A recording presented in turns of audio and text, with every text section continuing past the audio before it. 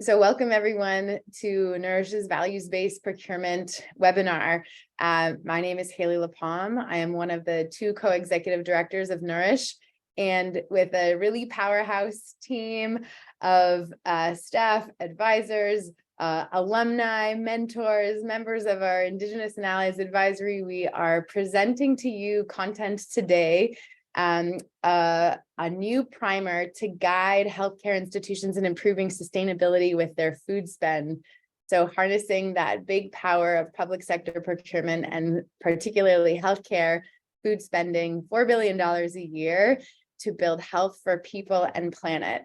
And we are really thrilled to be launching this primer because those of you who have been part of Nourish's work or following it know that we have been doing lots around procurement. It can be complex, and we have been for many years been working on this topic and trying to figure out the best ways to support and scale work to bring values into healthcare purchasing evermore.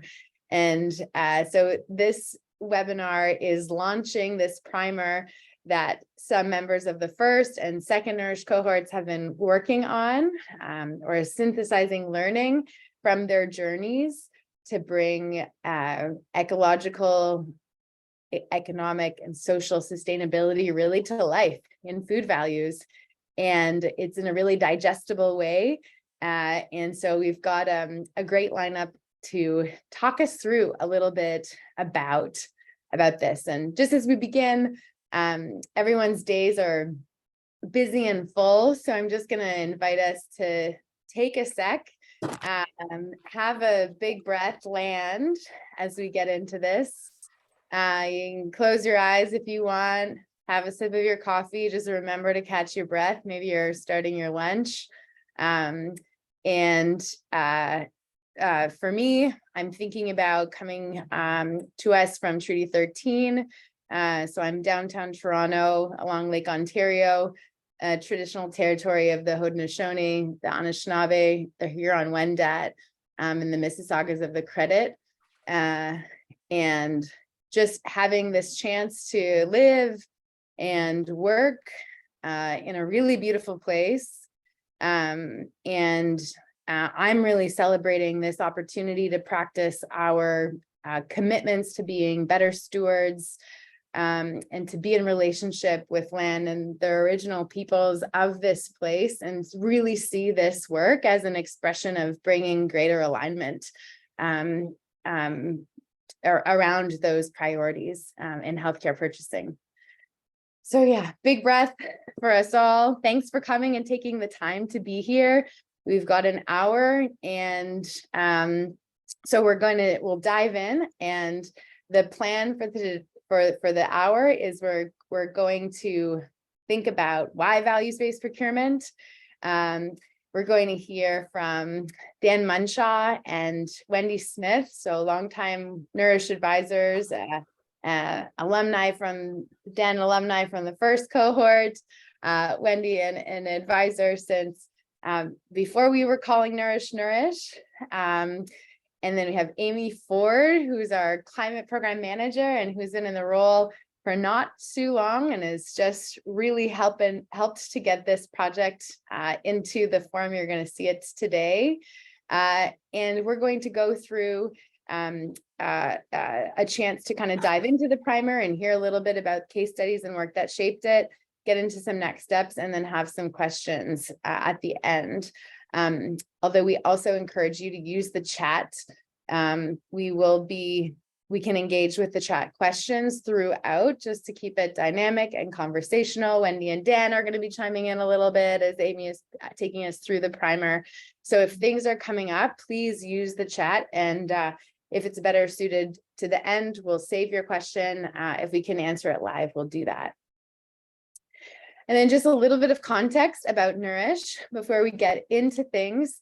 I think many of you are familiar with our work. Our purpose is really to support the healthcare sector to find, spread, and deepen innovation that use the power of food to build health for people and the planet.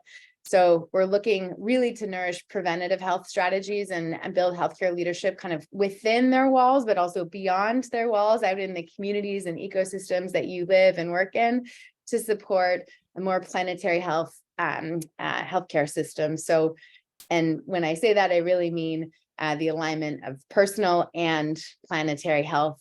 And this is actually the first official offering in a new planetary health menus action learning program that Amy is going to be talking to us a little bit more about. And just on the next slide, I just want to put this work in context. So these are kind of the 3 impact areas that Nourish is working in.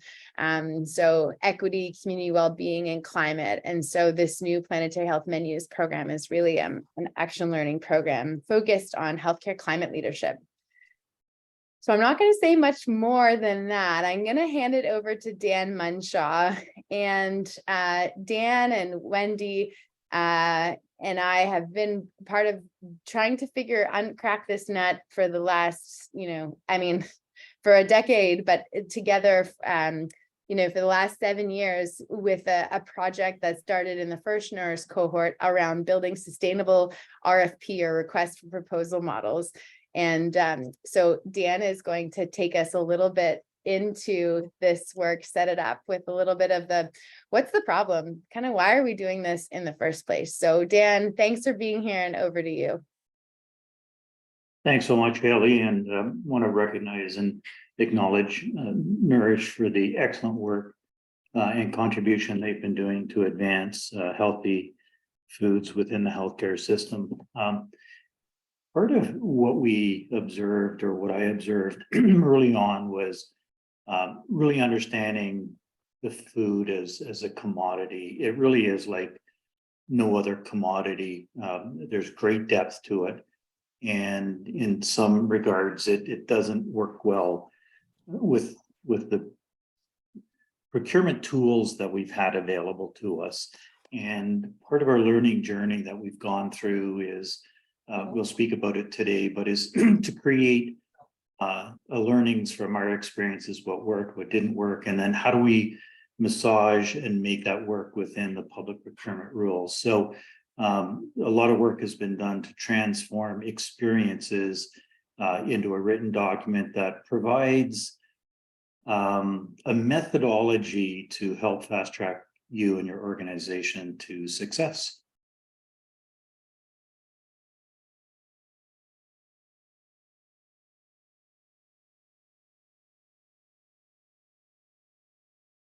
Amy, Haley, would you like me to go into a little bit deeper, or would that?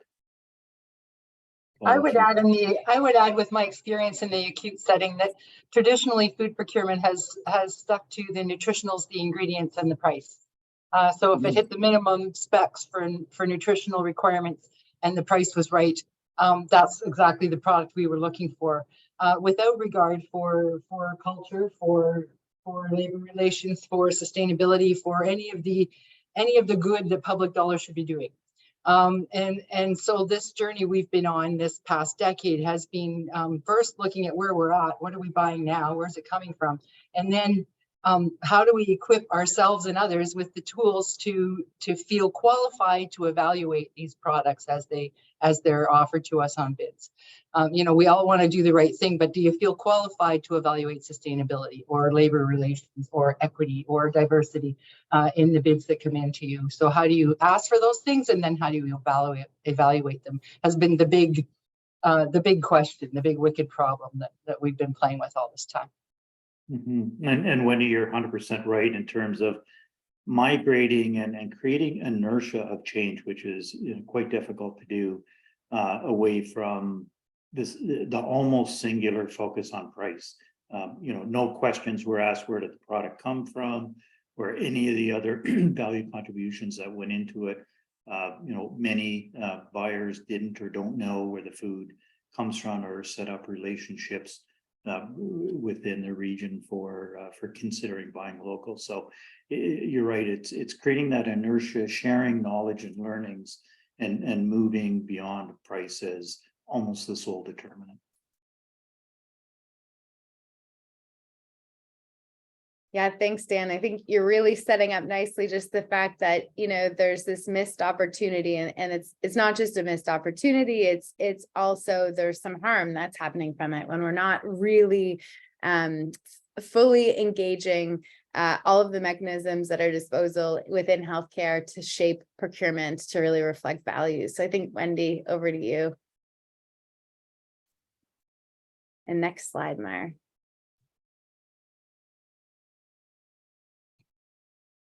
So there's so many opportunities with food in healthcare. There's so few things that patients have any control over or feel that are done in service. Most things are done to them. Food should be done for them. We have 3 opportunities a day to show the people that we care for, that we care about them.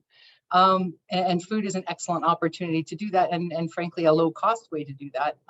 And so really important that that we're using food as a lever to show people that we care about the planet, about the community, about the people in the people that we're serving, and about the food system generally. And the food system in this province and country is facing some significant challenges. One of the opportunities I see is the Canada's New Food Guide, which calls for less, better meat, which calls for a lot of the things that we've been talking about through Nourish and the work that we're doing. It's another opportunity I see is there are every organization has sustainability goals and targets, and food should be a key component of that. It's estimated that 54 to 62% of supply of the GHG footprint of a hospital is supply chain influenced, and food is an excellent place to make some gains in that work. And I think another opportunity here is that small wins lead to big wins. Once you have some success doing this work, you want to do more. You realize the impact that you can have.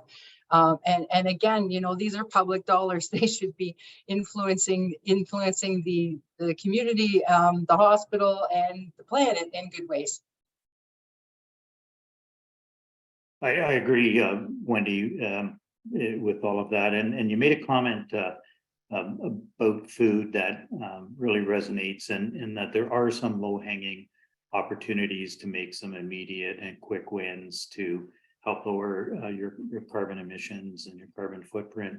The one wonderful thing about, on your food journey is equated to being like an onion. There's layer after layer after layer. And when you finish the first layer and you think you're done, there's amazing opportunities to continue your deeper dive and explore and contribute even more value. Marcus in the chat is making a comment that, if buyers are measured only on cost saving, it's no surprise that purchase comes down to price. If you meet those minimum standards, that's it. And I think that's absolutely right. And what we've noticed is this has been the dominant culture around healthcare and public sector, more generally, food purchasing for too long. Since the big wave to outsourcing in the 90s, if you're asking the supply chain to meet these min specs around kind of price, availability of supply and nutritionals, and you're not asking about those other layers of the onion that Dan is alluding to, they're not going to give it to you because the incentives aren't there, right? It won't be offered. And so I think this is where the opportunity is to start to figure out and articulate kind of what are some of those other values that you want the market to be responding to. And this is kind of like the beautiful thing when we talk at Nourish about anchor leadership, about being able to anchor and shape health and well-being in your communities and food systems by using that big purchasing power to direct the market and say, okay, those things still really matter to us: price, availability of supply, and meeting these nutritional specs. We need to do that. But also, how do we do it in a way that better aligns kind of like meeting these short-term needs with also kind of like long-term needs of health and people and planet? I know that our next slide is actually like a full screen Wendy Smith quote, because we just love everything you say and we eat it right up. But I'm curious if the two of you could talk about some of the potential, and I know it's not just theoretical for you, you've actually been there and tried to build values into procurement. Can you tell us what like a better world would look like for you?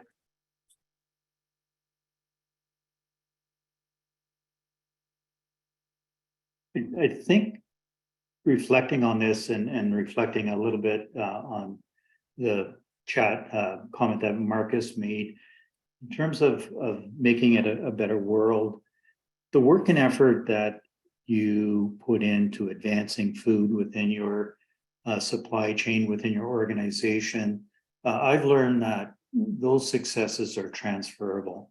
My initial journey started with food, but then I realized that, measuring performance beyond price, as the comment was, it doesn't matter in my municipal world what commodity I'm buying. Everything is transferable, and these learnings and incorporating these new values are very important, and it really contributes to a much broader success for foods and for all other commodities as well. For me, one of the things that really stuck, and it was very early in this journey, was when I was asked in 2011 by Haley Lapalm why I don't translate my personal values around food procurement at home into my work environment. What is the barrier to, you make intentional choices when you're shopping to feed your family, and the things that are important to you in the grocery store should also be important to you when you're feeding 800 or 200 or 150 or thousands of people. And so what does it take to translate those personal values around what good food is into your professional work? And once that light went on for us and for our members in MealSource, that we found that we spent a lot of time engaging and educating basically vendors within our community who are offering the products that we wanted to see, to assure them that they had, first of all, a fair shot at the business and how to participate. I mean, you can't award vendors who don't bid. So once we made that switch that, yeah, we can apply what we do personally into our professional world, then it was who needs to know, who needs to be at the table, what do we need to learn? And that journey has continued for 12 years and counting for us. So there's massive potential. We have vendors who never crossed our minds before we started this work, who have been on contract with us now for over a decade, who live and work and serve the community that our patients are in, and that's really exciting for us. So I'd say the potential is massive, particularly when you're talking about nationwide. Supporting what Wendy said and creating that transformation from, personally, I believe in this, but then under my full-time day job, I have to conform to this. And when I first stepped into the world of food, it was, here's the process that's been in place forever. You do this, it equals C.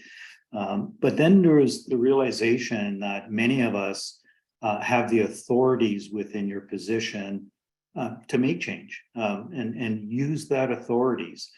And the question then opens up, well, how do I make change? And that's where the primer comes in, because we want to share tips and techniques and tools with you. But that realization that I have the authority to make this decision. And for me, that was one of the early aha moments. And to listen to counsel in the case of municipal government or your organization, where they speak at a high level about the importance of values. We translate those visionary statements to action plans, for those that have the authority. And it's that translation and balancing how do I do it? What are the tools? And that's the fun part and the exploration that goes along with this journey.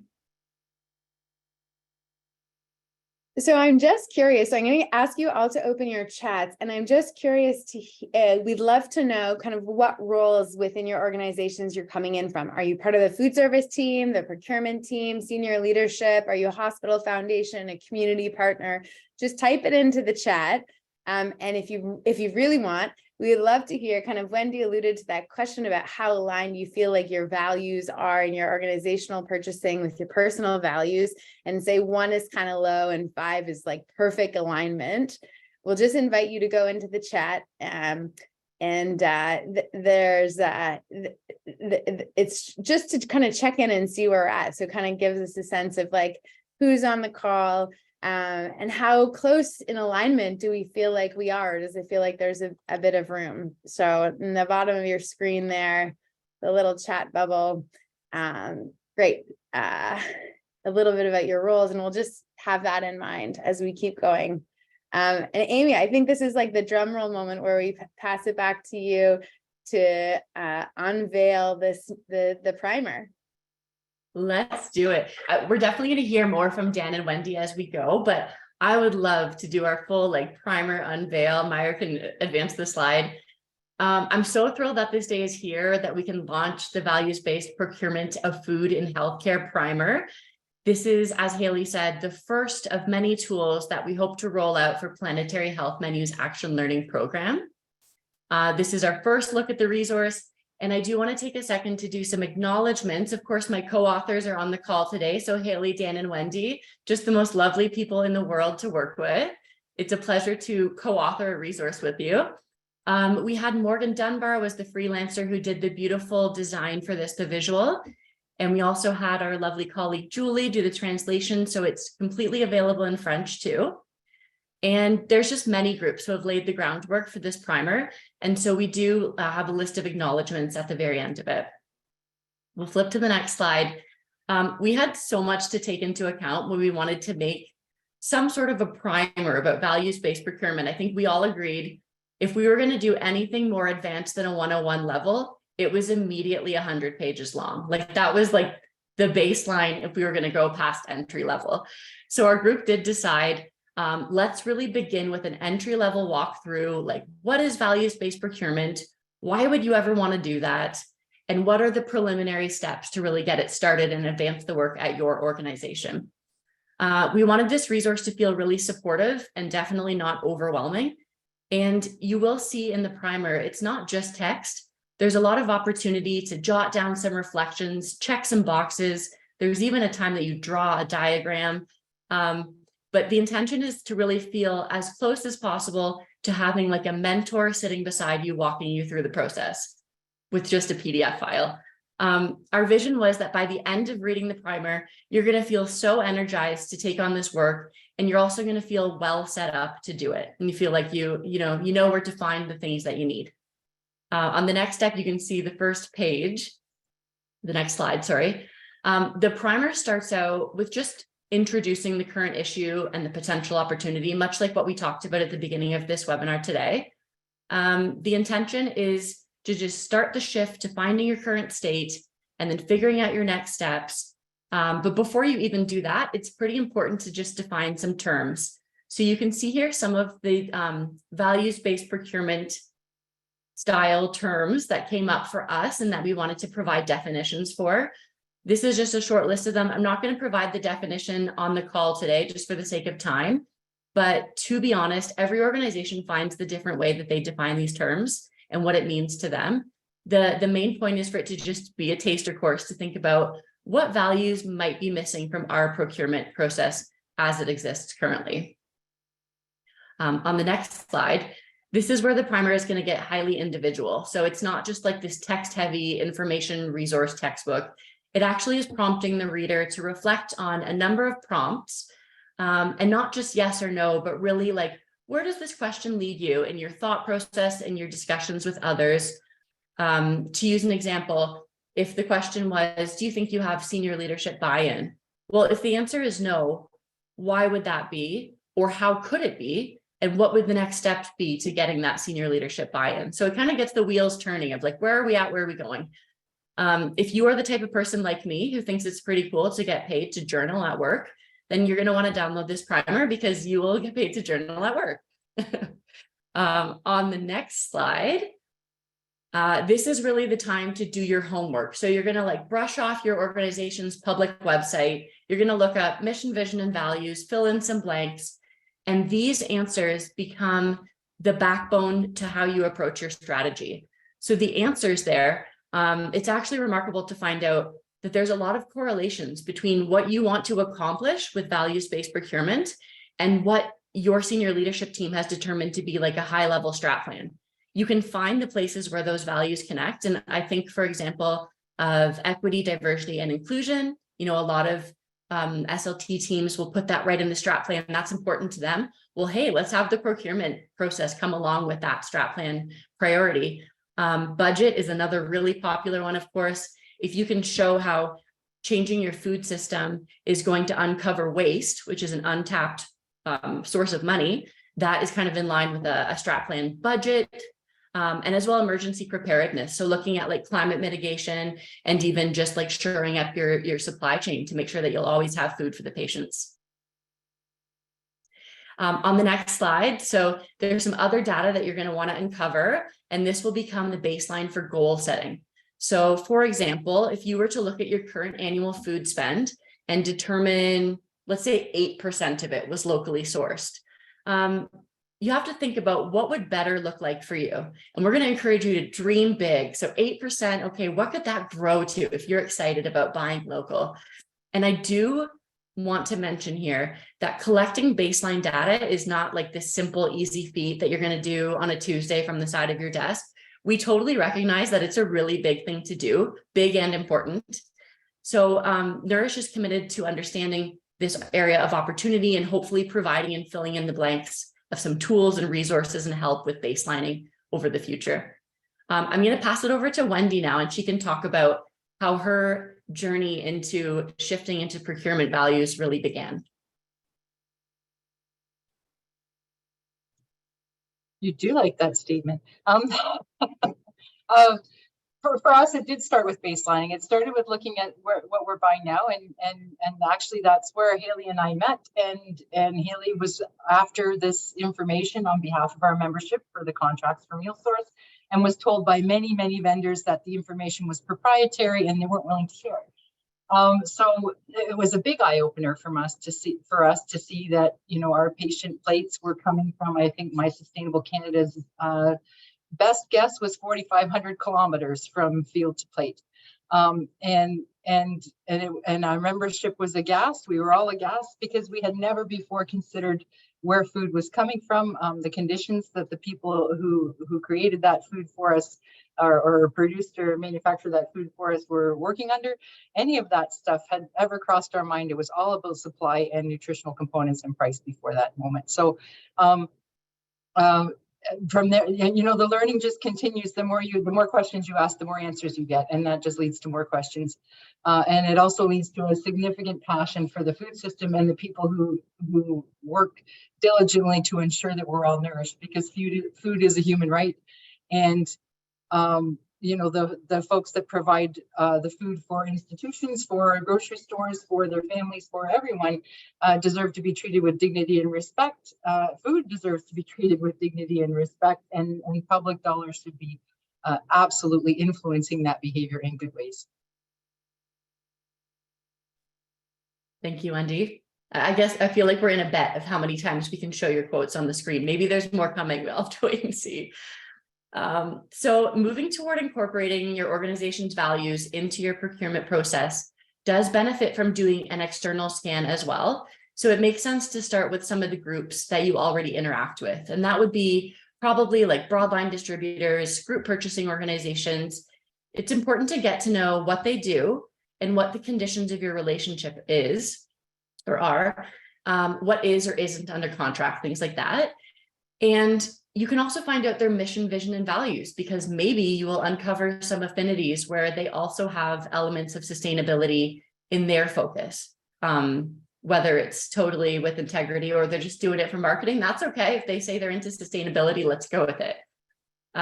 So as I think most people on the call will know, every region, so that's local, provincial, territorial, national, and even international, they all have their own rules and regulation about public procurement. And in this process, it's really important to understand what those boundaries are. And I'll even go so far as to say delineate which ones are real and which ones are just perceived. Because this helps you find out your room to play when you're choosing suppliers. Room to play is a word that Dan taught me, and I love it. This is the time that you can really explore what's possible. So maybe it would be inspiring for your group to take some intentional time to familiarize yourself with local growers And you could ask yourself, like, which farms exist within my area within a 45 or a 60-minute drive? Like, who are the farmers? What do they specialize in? What time of the year are they growing that stuff? Some organizations I know find it very inspiring to shape their menu based on what's growing locally. And that's kind of like the flow of information. And in particular, patients really love that. But there's another way you can do it, which is maintaining your established menu and using that as the launching point to go out and seek who is growing the things that I need. Whichever version you decide to do it, it would be a really cool thing to go out and do a farm tour. So you could scan some nearby producers, set up some time to talk to them. It would probably be very energizing for your team. And I think it could lay the foundation for some emerging partnerships. So now I have told you you should get paid to journal and get paid to do farm tours. I hope that you're loving where this is going. If you scan those nearby producers and vendors, you may be able to find some who align with the values that you've decided are priorities for you. So there could be someone who's producing food with a focus on ecological or social justice elements, or you might be able to find new opportunities to work with an Indigenous-led business or one that's owned by a person of color, any other equity-deserving groups.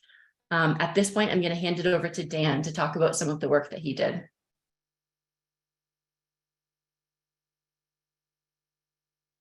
Thanks, Amy. The quote there says about finding room within the rules to play within, and often I equate it as a sandbox. For those that are in public procurement that do buying, you know that we're subjected to a number of different rules. But as Amy pointed out, it's important to understand what the rules say in the wiggle room and the playroom that you can play within, because it actually can be quite substantial. And on my learning journey at the beginning part was to read all the various acts and legislations, and I call that the fact or fiction stage, because there was many roadblocks put up that were inaccurate, either purposeful or not. And you've got to find a way to work through those. Now, there are some very hard walls or speed bumps that you do encounter, but listening to what Amy was saying about learn the rules and learn how to play within the rules, but then on the flip side, talk to your local growers. I tell everybody, go get dirty. And it sounds awesome. And imagine when you reflect on your school days, you went out on a field trip and how much fun hopefully you had. But now you're going to be paid to go have a field trip, and you're going to go pay to kick dirt with your feet. What a wonderful way to spend an afternoon. But for me, it was one of the most learning aspects of it, because there was two parts of that. One is I really knew nothing about local growers, and I learned an amazing amount. But I've also found that local growers really know very little about institutional food needs and institutional buying. And what we discovered together is that we both need to know each other. And then these open conversations talked about problems and opportunities, and they're going to reveal itself. And then how do we move forward within the rules of public procurement? And those learnings have been shared within the document that's being shared with you here, because there are procurement tools that can be adapted and work well.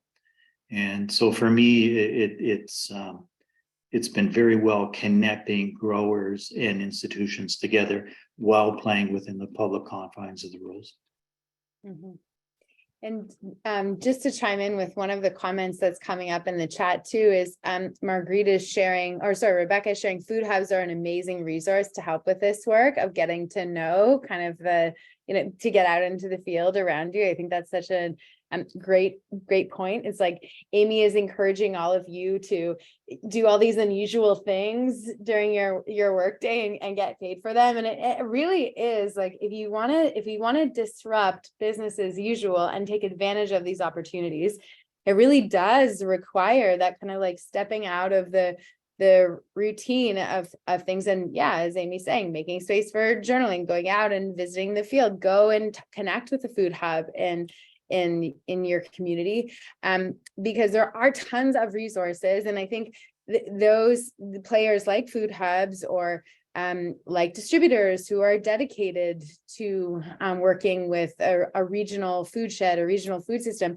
they can provide some of that opportunity to connect and point you to the opportunities that might exist uniquely within your ecosystem. Because again, we've alluded to this onion, and the thing is, there are so many layers, and there's this question about, well, where do you begin? And this getting out of business as usual and out into the field can help identify what some of the opportunities are to be connecting back to your mission. So you might say, for our organization, we have a strong climate focus, and that's like really important to our mission right now. And so we're interested particularly in some of these like ecological or environmental entry points to things. Others might have social. Your food system players out in the field are going to help you surface some of the opportunities, and also some of the frankly shady things that you can find out there as well. Amy, there was a comment too, just like about baselining. Should we save that one for just like measuring and baselining? Do you want to do that one now, or do you want to come back to it later on? Yeah, we can come back to it. Let's wrap up just kind of our shared walk through the primer, and then we'll definitely have some time for questions at the end. That'd be great. Haley, I'm loving all the different food related like connections you're making about we all rolled in as apples and then we're unpeeling the onion. This is very food on the nose. Is great. Thank you, Dan, for sharing about that. And so now you've taken time to understand values-based procurement. You've done your gut check on readiness. You've scanned the environment internally and externally, and you are so ready to try your first crack at translating organizational values into actionable procurement language. So many of you on the call will know, in public procurement, vendor relationships are most often secured through a competitive process. And that means that you need to create language around defining your desires, and also like weigh the importance of each of those things. So historically, we've mentioned on the call already today, the most important things were cost, fulfilling delivery expectations, and like some minimum quality markers. And those things are still important, no denying they're absolutely necessary to qualify, but they can be joined by other considerations like food coming from a local source, or like the organization supporting humane practices. And it's really imperative that you understand the need to evaluate what you're asking for and feel competent in making those evaluations. So the first step is just figuring out what's important to you. Like, refer back to that list of definitions. Which ones really get your juices flowing? What resonates with you the most? And which of them are going to contribute to the future that you most want to see, where people and the planet are healthy? Like, what things are getting you there? And as you review how you want to transform your procurement process, those objectives are going to shape the language that you put into your agreements. So each of those considerations is going to have its own weight that determines how important it is and what like weight or value that you assign to that particular one. The next slide is just the end of looking at the primer. I hope that you're very inspired. I hope that you are like feeling ready and you want to know, what do I do next? So naturally, I'm going to tell you exactly what to do next, which is you're going to go download the primer. At nourishleadership.ca, you can go to the planetary health menus page, and there will be a link to download it in English or French. And maybe Meyer can throw the link in the chat one more time, just so it's right there. While you're on the website, I'm going to say poke around and see all the awesome resources that are already on there. You'll be able to see the sustainable menu guide, which is really awesome. I can't help but plug it.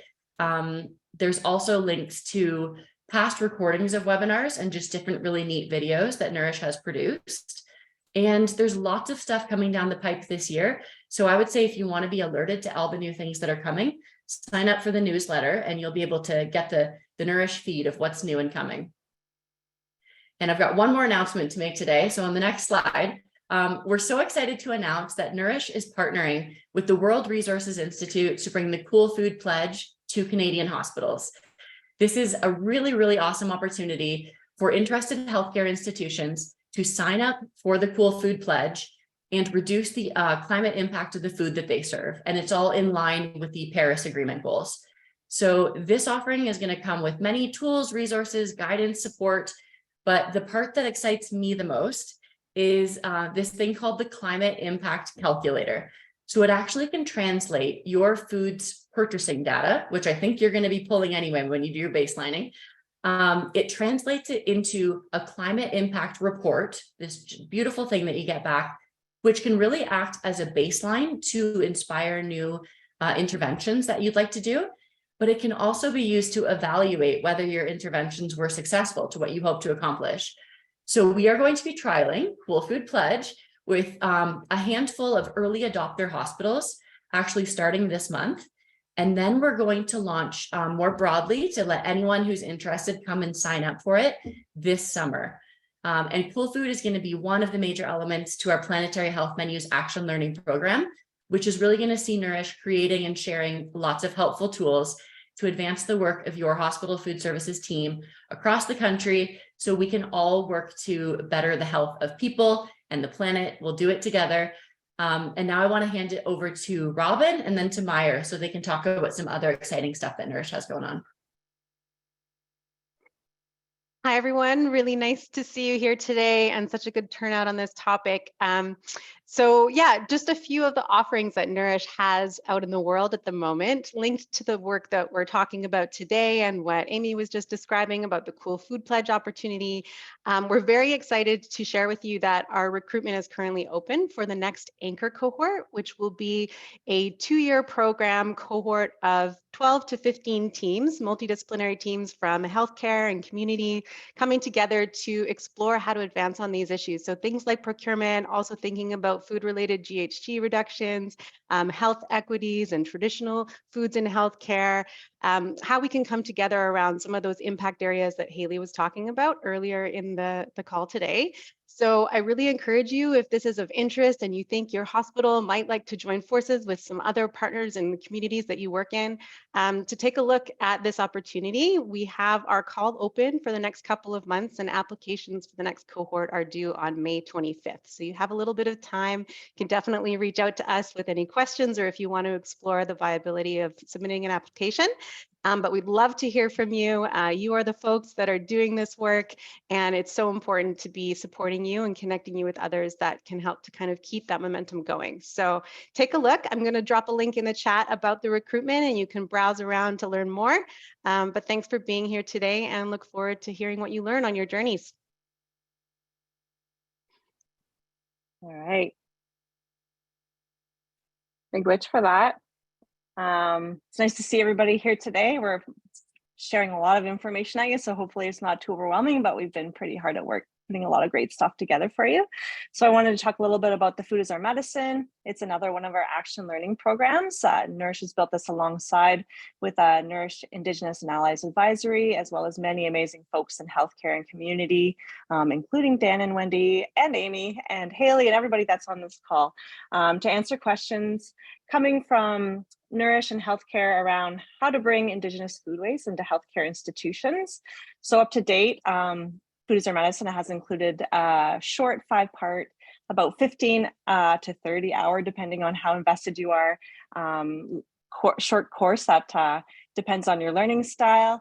We called it a learning journey. So it also included a digital resource library and 4 seasonal webinars to highlight each season in the learning journey. So we've heard a lot of great feedback from participants asking for more connection with one another and with those involved in this area. So whether it be in healthcare, community, to elders and knowledge keepers, we've built a paid animated offering for Food is Our Medicine, which includes a virtual learning circles. So I won't get into too many details right now, but I wanted to invite you to our first virtual learning circle. It's going to be open to all on April 13th at 12 noon Eastern Standard Time. And you can register in the link that I'm going to share in a second. So yeah, hope to see everybody there. Big witch.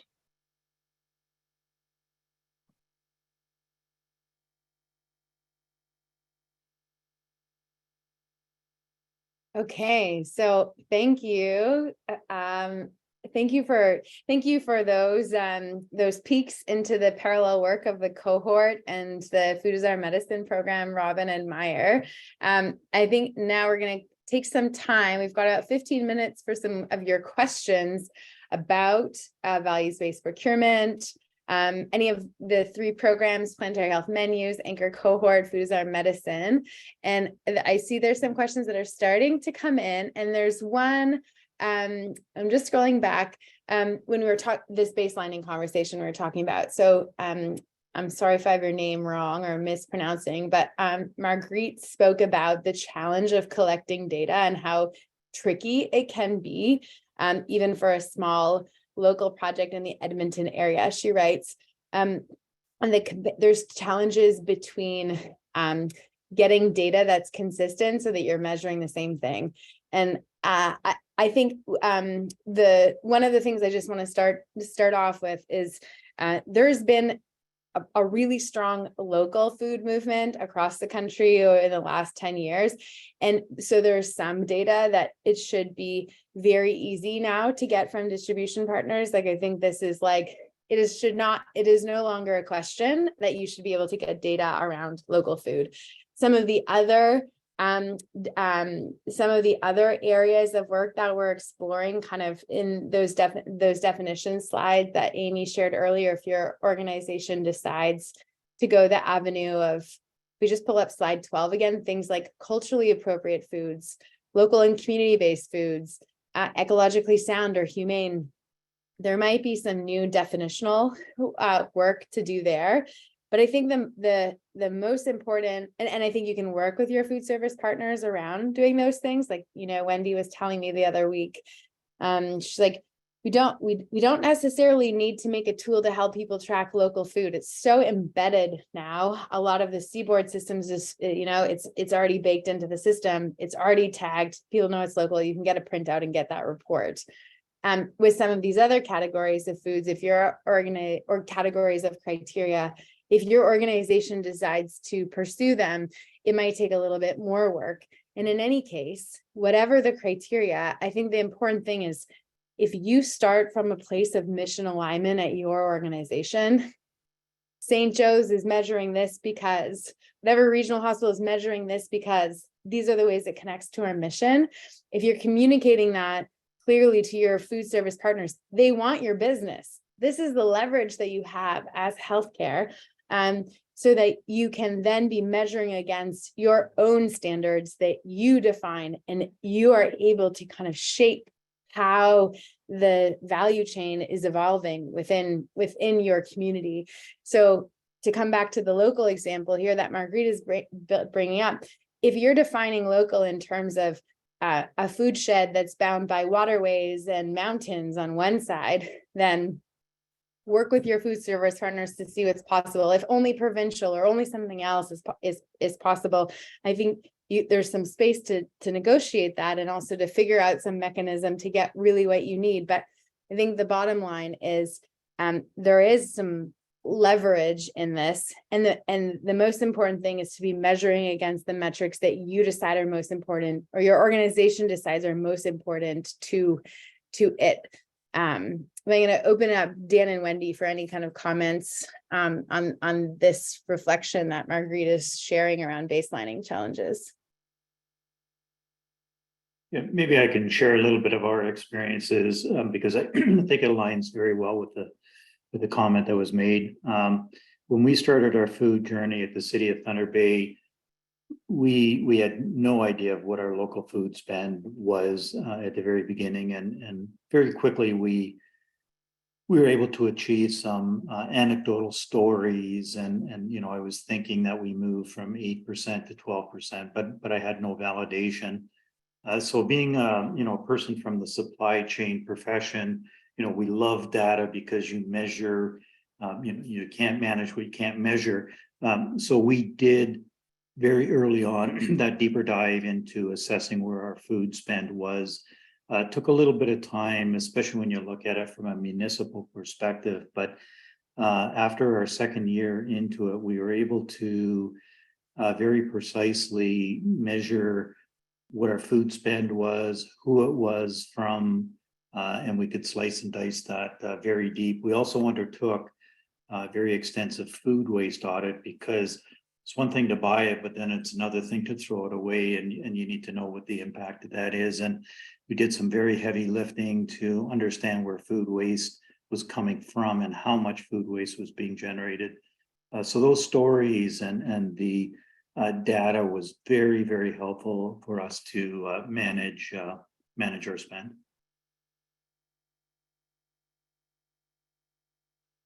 Wendy, you want to chime in on that one as well at all?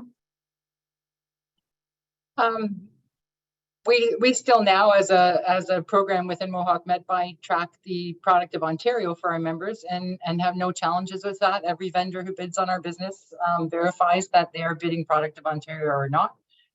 Due to the broader public sector procurement directive, we do not award points for product of Ontario, but we do track it, which identifies to vendors that it's important to us, and it encourages more Ontario vendors to bid. Just putting it out into the world that these are the things that matter to you, it really helps gain trust within your local food system that these guys are taking us seriously, and that our bids and our business are important. So I would say, the best way to figure out what the definitions of these terms are to you is to wade in and decide, because sometimes that will evolve over time. What's important to you will evolve as you learn. So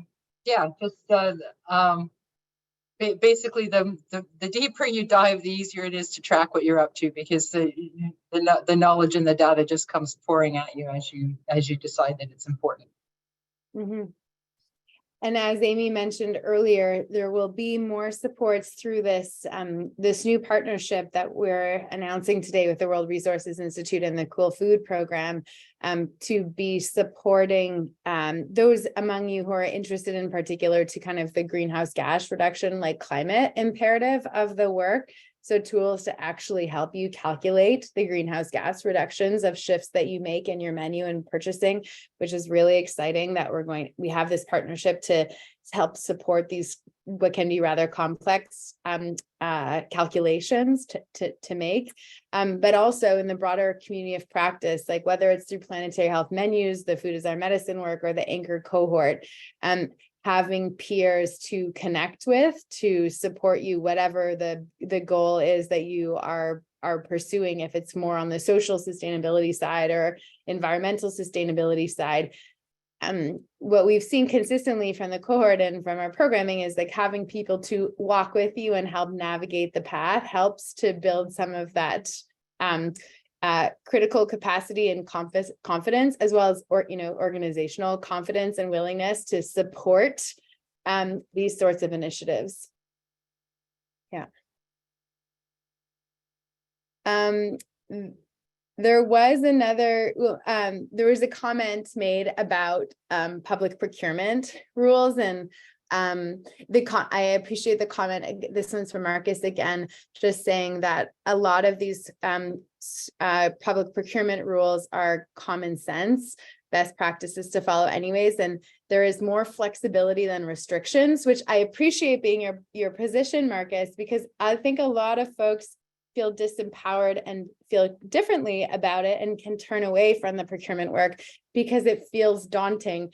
But I think all of us would absolutely agree, and maybe I'll ask Dan to respond to this comment too, that it's just like, you need to understand the rules to understand what the space to play is and how you can navigate them and move forward. But Dan, over to you. Thanks, Haley. When we speak about public procurement rules, there's some slight variations province to province, for rules that they may have, but the international trade agreements and Canadian trade agreement speak about openness, fairness, and transparency, and we all get that. But look close at what the thresholds are, because there is great opportunity. For example, if you want to negotiate a smaller contract with a local grower, you'll often find that those thresholds fall far below trade agreements. So there's a play area there. If you're in and participating in a food GPO, are you in it for all of your products or some of your products? And then look at the rules of that GPO.